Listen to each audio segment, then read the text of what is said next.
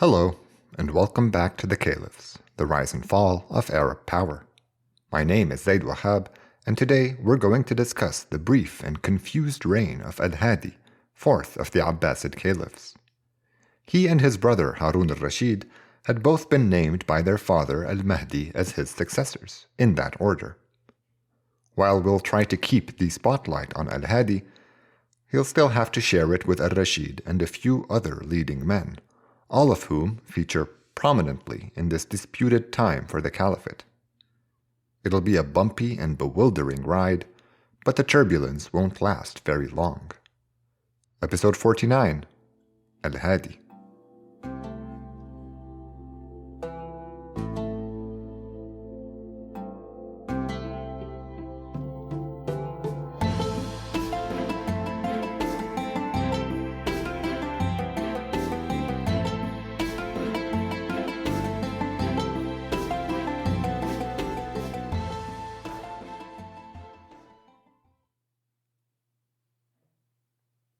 I'd like to open by reiterating my warning. We'll come across plenty of new faces today, many of whom will go on to play an important part in the caliphate's future. I'll be brief with any minor figures and make sure to underscore the ones you need to keep in mind. And as always, there will be a handy glossary on the show's website if you need it. I haven't plugged it in a while, so here goes. You can visit thecaliphs.com to find associated material for every episode. Usually just a glossary, but sometimes I'll put maps and graphs up there too. There are good reasons why we hear about so many influential men during al-Hadi's reign. While his grandfather al-Mansur had dominated the caliphate, bureaucrats and personal secretaries became increasingly important during his father al-Mahdi's time. Since I see no way of discussing al Hadi without bringing up his brother Harun al-Rashid, we'll have to meet both their retinues. Finally, al Hadi's death at a young age was controversial, and many of the powerful figures around him come up in narrations on the topic. All that said, let's get started with his early years so we can begin the caliph's reign with some more background on him, his brother, and the prominent men who surrounded them. Musa al Hadi and Harun al-Rashid were both born in Rai, the first in 764, the other in 766. By then, their father, Muhammad al Mahdi, was already vice-regent of the East and next in line for the throne, and their mother, al-Khayzuran, was his favorite wife, an auspicious start by any measure. Al-Mahdi proceeded to become caliph in 775, and within a couple years he installed al Hadi as his successor at the tender age of 13.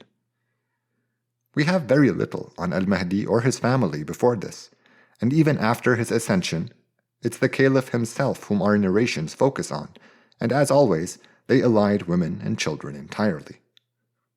Still though, we do have a few important bits of information to relay, and they'll require you to commit a couple new names to memory. You probably recall how al-Mahdi relied almost entirely on his advisors to do his bidding, and more than that, to make decisions for him when necessary. Well, having proficient counselors seems to have been a benefit he thought his children should avail themselves of, and he assigned each of his sons a capable mentor to guide him.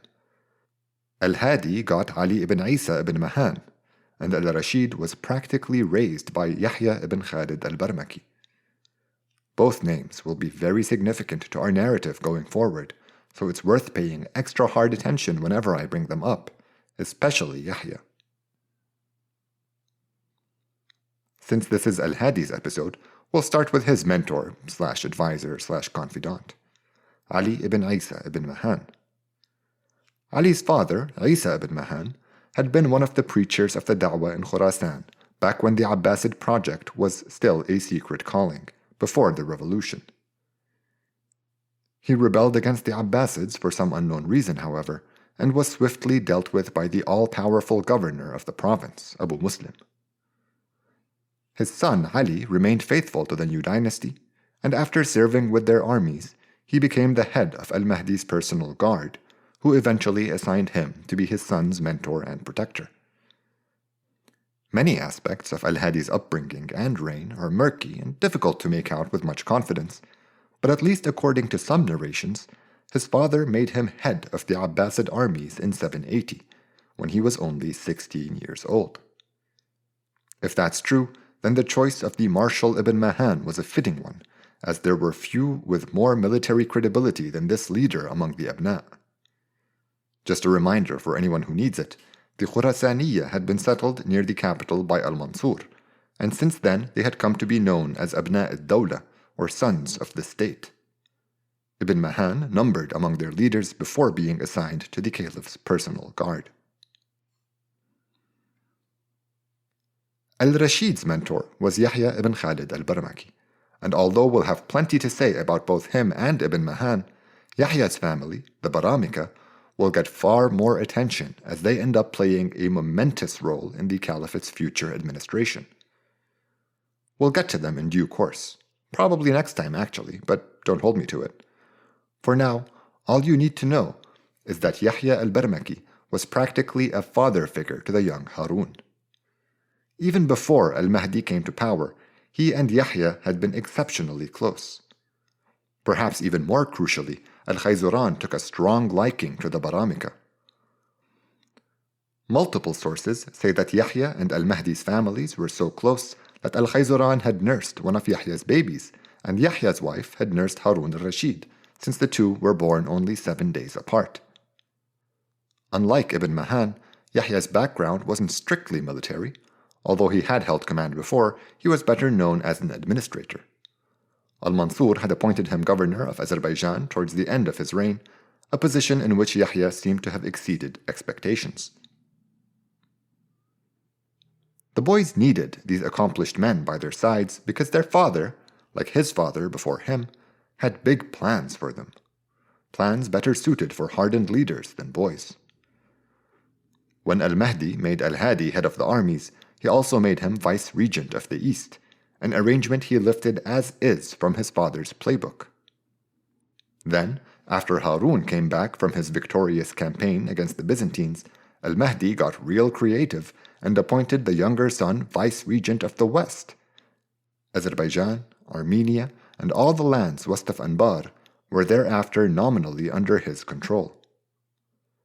It's pretty apparent that the creation of these hollow positions was al-Mahdi's way of preparing his sons for the royal duties that lay ahead of them. Ibn Mahan was a great choice for building a strong relationship between al-Hadi and the Abna, while Yahya had not only helped al-Rashid pull off his incredible victory against the Byzantines, but he was also a gifted administrator and a close friend of the family. The relationships these advisors forged with the royal heirs during their formative years left some strong impressions, and it'll become clear how al-Hadi and al-Rashid's instincts and temperaments were molded by their closeness to their respective mentors. In the summer of 785, al-Hadi and Ibn Mahan were on a campaign against the Zanadiqa, the heretics the caliph loved to persecute, all the way in Jurjan, on the southeastern shores of the Caspian Sea. Al-Rashid had meanwhile accompanied al-Mahdi to Masabadan on one of his luxurious hunting trips, the one that would sadly prove to be his last. We're told the caliph's Hajib, al-Rabi' bin Yunus, was the one who informed al-Rashid about his father's sudden passing, and after dispatching a messenger to al-Hadi in Jurjan, the hunting party rode back to the city of peace. As with most junctures in this short reign, there's a little confusion as to what exactly happened after that. Some narrations say that pledges were taken for al-Hadi soon after, while others say that al-Khayzuran ordered the caliph's death be kept secret until her son had returned from Jurjan. There are even some confusing reports about having to pay the soldiers a sum from the treasury to keep them from rioting, and although there are quite a few of those narrations, I really can't make heads or tails of them. Paying troops during a transition is always a good idea, but I don't see why they'd mutiny. Perhaps these accounts were just meant to convey an exaggerated sense of how bereaved the army was at the sudden loss of its beloved al-Mahdi. It took a little over a week for al Hadi to hear about his father's death, after which he wrapped up his persecution of the people of Turjan and made his way back to the capital. Everything about his reign is contested. Some accounts say he took his sweet time getting back, and then spent his first day and night with this woman he had a thing for instead of receiving pledges at the mosque. Others say he was in such a hurry to return that he became the first caliph to ride the horses meant for delivering mail. It's a trifling point to quibble about, and his time in charge is full of them, so I hope you'll forgive me if I just ignore some of the smaller, less substantive disputes so we can keep things moving. While we're on the subject of how al Hadi's time in charge is covered in our sources, let me add that the chronology is difficult to establish, because all we find are a handful of narrations about different themes. I guess that doesn't sound too different from what we usually get, but the reign is so short and contested that it becomes hard to draw any kind of progression. But anyway, now that al Hadi has become our latest caliph at the young age of 21, I wanted to share some descriptions of him found in our sources. We are told that he was brave, chivalrous, cruel, educated, feared, generous, popular, stubborn, well-spoken, and wrathful. It's a jumbled mix of adjectives, but the overall picture we get is of a severe young man who was self-confident, outgoing, and at great ease with violence. We're told he liked to keep his sword in hand and unsheathed, a practice other governors and commanders began to emulate after he came to power. He is also said to have been the first Abbasid caliph who indulged in wine, though I personally suspect that his father's flouting of the Muslim prohibition on alcohol was overlooked because of his strong reputation for piety. Whatever the case may be, al Hadi seems to have been unabashed about his drinking, and our sources don't look away from it either. These impressions of al Hadi all make sense considering his age and martial upbringing, and they should help us understand his reign a little better. So let's get started with this reign then. It's hard to tell what al Hadi did first. Al-Tabari says he busied himself with a crackdown on some Zanadiqa, while Al-Yaqubi says he put his uncle, Al-Khayzuran's brother, the governor of Yemen, in charge of Khurasan, leading to chaos in both provinces. Others still say he started by oppressing the Hashemites, rescinding the pensions they received from the state during his father's time, even going so far as to accuse their partisans of heresy and chasing them down. I'm pulling on multiple threads at once, because there's probably some truth to each. There was unrest in distant parts of the caliphate for different reasons, and al Hadi did like to persecute people, so that's probably what he actually did. I don't think he made his uncle governor of Khurasan, but I mentioned Al-Yaqubi's version because we come across many narrations similar to it in tone, ones that zoom in on Al-Khayzuran and her resurgent influence within the state. Most accounts agree that Al-Khayzuran wielded great power at the outset of her son's reign. There are stories about ministers coming to her for orders, and her messengers going to every government office to deliver her instructions. This only lasted about 4 months, and Al-Mas'udi quotes a long and dramatic monologue in which the young caliph exploded at his mother. He told her that if he ever caught anyone outside her door again, he was going to have them killed and dispossessed, that she ought to be knitting, reading the Quran or housekeeping, and that she had better never open her mouth to a free man from then on out. To squeeze in a little more drama, Al-Mas'udi adds that Al-Khayzuran was speechless, first by surprise and then by choice, and that she never spoke to her son again. There's a different version in which al Hadi berates his ministers instead, but it's less fun and you get the point. No more clout for Al-Khayzuran. Like I said earlier, I don't think the caliph promoted his uncle from governor of Yemen to governor of Khurasan, but there seems to have been some disarray in both provinces, as well as in Egypt. I believe that these provincial rebellions and the persecution of the Hashemites had begun towards the end of his father's reign, but al Hadi is the one who gets the bad reputation for both. In his last 3 years in charge, After he had imprisoned his vaguely pro-Hashemite advisor Yaqub ibn Dawood, al Mahdi began insisting that the Prophet himself had designated the Abbasids as his inheritors, angering and alienating many from his clan. That's not to say that al Hadi didn't contribute. The young caliph had a terrible relationship with his kin, and he saw no reason to keep them close to the state by having them on the dole. This obviously led to renewed friction between the Hashemites and the Abbasids, and after less than 10 months in charge, al Hadi had a Hashemite rebellion on his hands, albeit a small one. It seems like his governor of Medina had excessively punished relatives of the much-admired Muhammad the Pure Soul, having them publicly whipped and dragged around the marketplace in chains after finding some alcohol on one of them.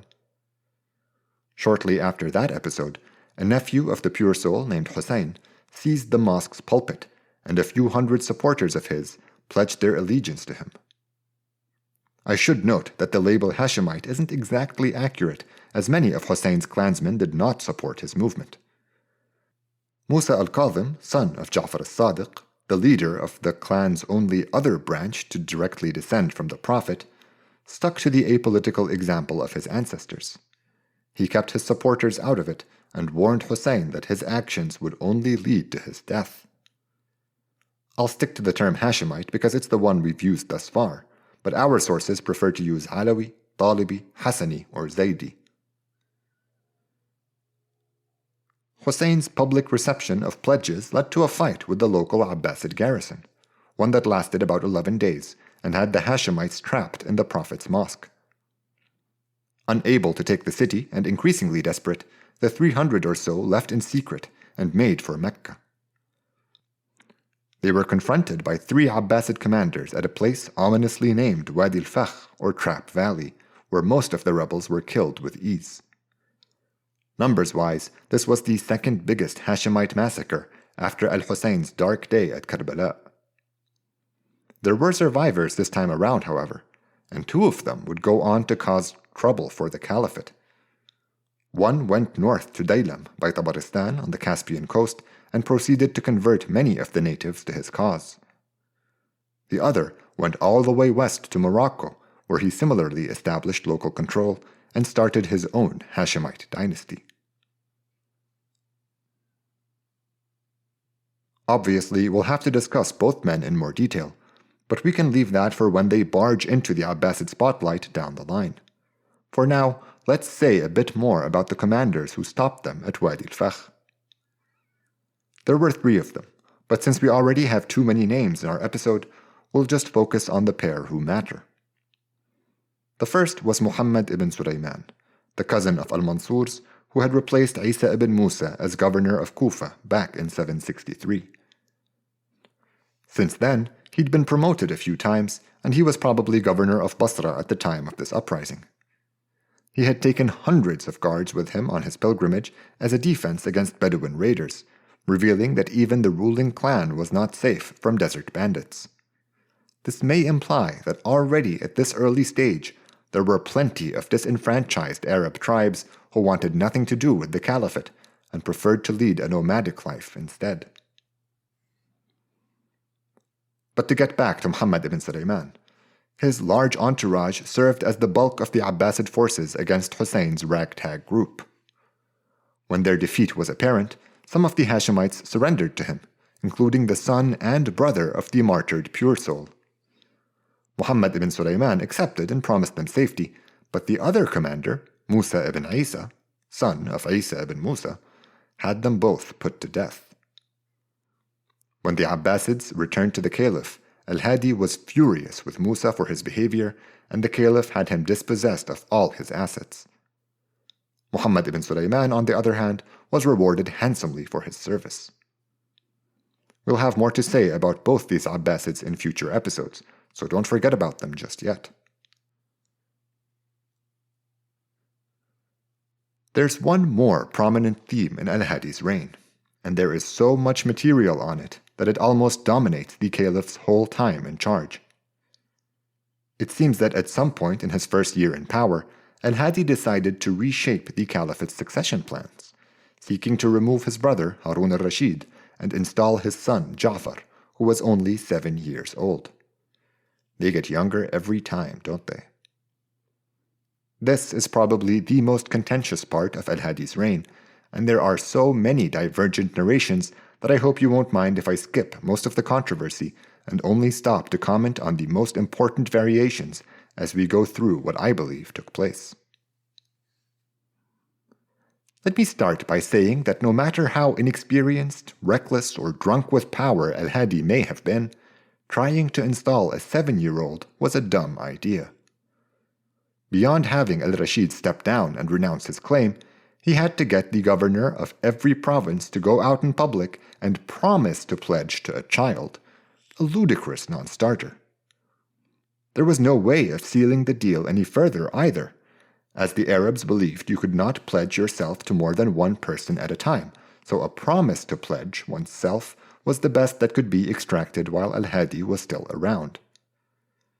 The whole idea was so ridiculous that I think there was more to it than the common and understandable desire a caliph had for his progeny to succeed him. Instead, I find narrations which stress the role of al-Hadi's advisors in this matter to be the most realistic. After all, they were the ones with the most to lose if al-Rashid were to become caliph, since he already had his own retinue. Similarly, they had the most to gain if al-Hadi's young son were to be designated next in line, as that would ensure their continued influence over administration. Al-Hadi had 2 main advisors at this point, his mentor Ibn Mahan and his new Hajib, Fadl ibn Rabi'a, son of Rabi'a bin Yunus, who had passed away a few months after al-Mahdi. Both these men harbored grudges against al-Rashid's close confidant, Yahya ibn Khalid al-Barmaki. We find various explanations for these hard feelings across multiple narrations, but the most obvious one is professional. Ultimately, these men were all in competition for power, and the pair found themselves opposed to Yahya. This will have to do for now, but since all these men will stay with us, we will probably have more to say on the subject later. Whenever this push to get al-Hadi's son recognized as heir began, it quickly led to al-Rashid being ostracized entirely. We find a few accounts describing how even courtly servants would no longer return his greetings. They realized there were sides in this conflict, and they couldn't afford to be seen as going against the caliph. The tension was palpable, and some narrations say that al-Rashid contemplated relinquishing his position as next in line, something he discussed with Yahya. The advice he received varies slightly in different narrations, but it was always supportive. Yahya either implored him to hold on to his status as heir apparent, or suggested he skip town to escape being forced to give up what was rightfully his. All the dialogues we find between al-Hadi and al-Rashid strike me as spurious, so I won't waste your time with them. Al-Rashid would not relent, and ultimately, al-Hadi came to blame Yahya al-Barmaki for his brother's intransigence. There's a narration about the night the caliph had Yahya summoned to the palace for a word in private. Yahya thought his end was at hand. He said goodbye to his family and put on the clothes he wished to die in. The conversation he had with the caliph centered around succession, obviously, and when asked why he was getting in the way, Yahya replied that it was not for a love of power, but that there was no wisdom in having a 7-year-old Ja'far be the only successor. He made a good point about how removing the incumbent in this manner would only encourage the umma to think of the official succession casually, lowering the odds of a smooth transition of power. He recommended that al-Hadi instead install Ja'far as second in line, and then have al-Rashid step down when Ja'far came of age. It was a sensible compromise, but it was never adopted. Instead, we soon hear that Yahya was arrested and thrown into the caliph's dungeons.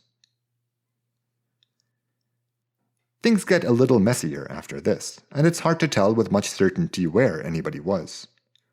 Most narrations say al-Rashid had taken Yahya's advice and had left Iraq for the safety of other lands, while some say he was still in the capital, being threatened with death if he did not accede to his brother's demands soon. The caliph was either outside Mosul, where he was making a new court for himself, or east of Baghdad in a sumptuous palace his father had built at enormous expense.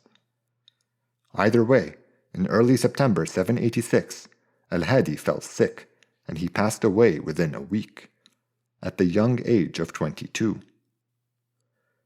Our sources predictably go haywire with speculation, and I would skip over all of it, except I feel I'd be cutting you short if I didn't mention the most widespread of the rumors and try to dispel them for you. They disagree on the how and the why, but there's a slew of narrations all accusing Al-Khayzuran of having her own son killed. Let's start with the why.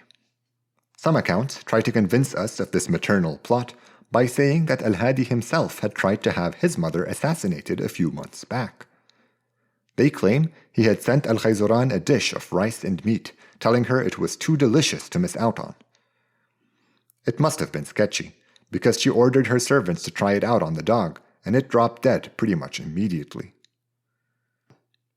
The next time the caliph saw his mother, he asked her if she had sampled the food he'd sent her, and when she said she had, he replied angrily that she must be lying because she wouldn't still be around otherwise. We have plenty of other explanations besides revenge, though. An obvious one was that Al-Khayzuran missed the power she wielded before her son had her shut out of court, and his death was the only way she could regain it.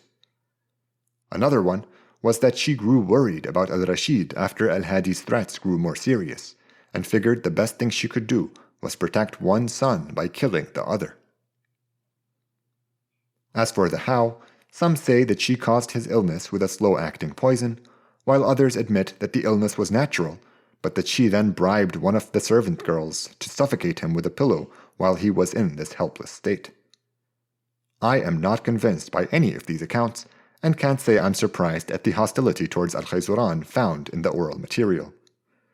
The very idea of a woman in control was anathema to social convention at the time, so she makes for an obvious target, especially since she became influential again immediately after al-Hadi's passing.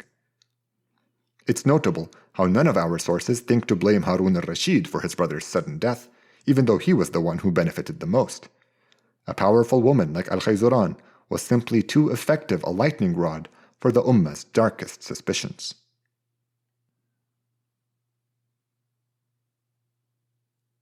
One night, after he'd been in prison for a few months, a servant appeared before Yahya ibn Khalid al-Barmaki and told him that the lady, that is Al-Khayzuran, would like a word.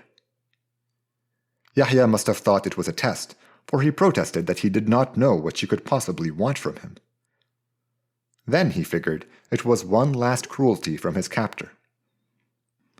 He said his final prayers and prepared to go to his death. To his surprise, Al-Khayzuran really had summoned him. She told him of al-Hadi's recent demise and the need to write to al-Rashid for him to return to succeed his late brother. Yahya could hardly believe his ears. He never thought he would live another day as a free man, and now he was being told that his charge was about to become caliph. He had good reason to wonder at his fortune. When al-Hadi's advisors first realized the seriousness of the caliph's illness, they worried about Yahya's reprisals should he return to power, and they plotted to have him killed in prison. The only thing that stopped them was their fear of al-Hadi's wrath should he recover and learn that they had acted without his consent. Having narrowly escaped his death, Yahya followed Al-Khayzuran's instructions and he wrote to al-Rashid, telling him it was finally safe for him to come back home.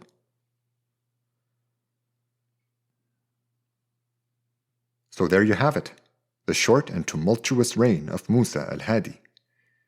He became caliph at too young an age and died before anyone had a chance to get used to him. Both these facts really played into how he was remembered in Arab history. Since he was so young, others in his administration get most of the credit for events during his time in charge, stuff like tamping out of the Hashemite rebellion in Mecca and others in the distant provinces. The brevity of his reign meant that no firm impressions of his character could be established, and everything said about his time as caliph was stuffed into a short period, leading to more confusion than insight. Finally, His protracted and unsuccessful struggle against al-Rashid provided the Abbasid with an early warning on the peril of having two designated successors to the caliph. No lessons were learnt from this dangerous episode, however, and we will witness the disastrous consequences for ourselves before too long. But until then, we have the long and much vaunted reign of the celebrated Harun al-Rashid to get through. Join me next time so we can get started with it together, here on The Caliphs, the rise and fall of Arab power.